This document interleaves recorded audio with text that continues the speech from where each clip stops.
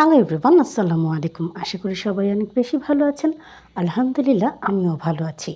আজকে আপনাদের সাথে আমি শেয়ার করতে যাচ্ছি খুবই লাইট মশলায় খুব টেস্টি একটি ফিশ কারি। তাহলে শুরু করা যাক।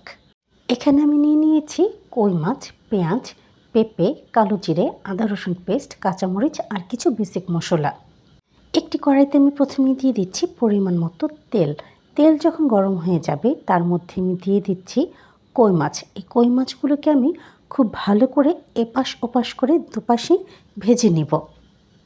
মাছগুলো যখন ভাজা হয়ে গেছে আমি মাছগুলোকে উঠিয়ে রেখে দিচ্ছি একটি সাইডে। তারপর এই একই তেলের মধ্যে আমি দিয়ে দিচ্ছি কালো জিরের ফোড়ন। তারই সাথে দিয়ে দিচ্ছি 1 কাপ পরিমাণে পেঁয়াজ। এই পেঁয়াজগুলো আমি ততক্ষণ পর্যন্ত ভেজে নেব যতক্ষণ না পর্যন্ত সফট হয়ে যাচ্ছে। Please subscribe to my channel and press the bell icon, তাহলে নোটিফিকেশনটি সবার আগে আপনার কাছে যাবে আর ভিডিওটি সবার আগে আপনি দেখতে পাবেন। এবার এর মধ্যে আমি দিয়ে দিচ্ছি 1 চা চামচ পরিমাণে আদা ও 1 চা চামচ পরিমাণে রসুনের পেস্ট। আদা ও রসুনের পেস্ট দেওয়ার পরে আমি ভেজে নেব যাতে করে এ থেকে আদা ও রসুনের কাঁচা গন্ধ চলে যায়।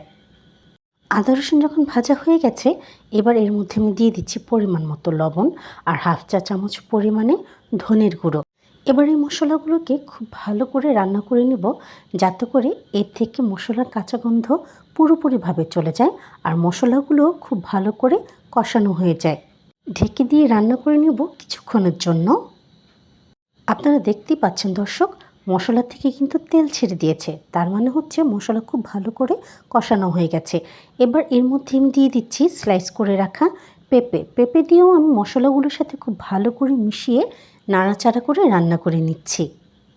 Please to like, comment, share more and more, তাতে করে আমি অনেক বেশি মোটিভেট হয়ে যাই, আমার ভিডিও বানানোর আগ্রহ অনেক বেশি বেড়ে যায় আর সেই ভিডিওগুলো আমি আপনাদের সাথে শেয়ারও করতে পারি, কারণ এই ভিডিওগুলো মূলত আমি আপনাদের জন্যই তৈরি করে থাকি।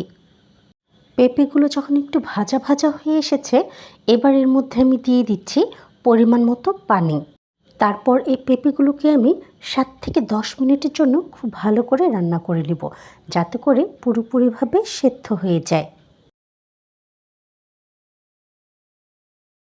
সবজিগুলো যখন খুব ভালো করে সেদ্ধ হয়ে গেছে এর মধ্যে আমি দিয়ে দিচ্ছি ভেজে রাখা কই মাছগুলোকে। আর কই মাছগুলোকে আমি দুপাশেই খুব ভালো করে ওলটপালট করে দিচ্ছি যাতে করে তেল মশলা খুব ভালোভাবে মিক্স হয়ে যায়। আর এবার এখানে আমি দিয়ে দিচ্ছি 2টো কাঁচামরিচ। আমার রান্না কিন্তু প্রায় হয়েই এসেছে। দেখতেই পাচ্ছেন দর্শক, কম মশলায় কত চমৎকার একটি ফিশ কারি হয়েছে আর আলহামদুলিল্লাহ এর টেস্ট ছিল অসাধারণ।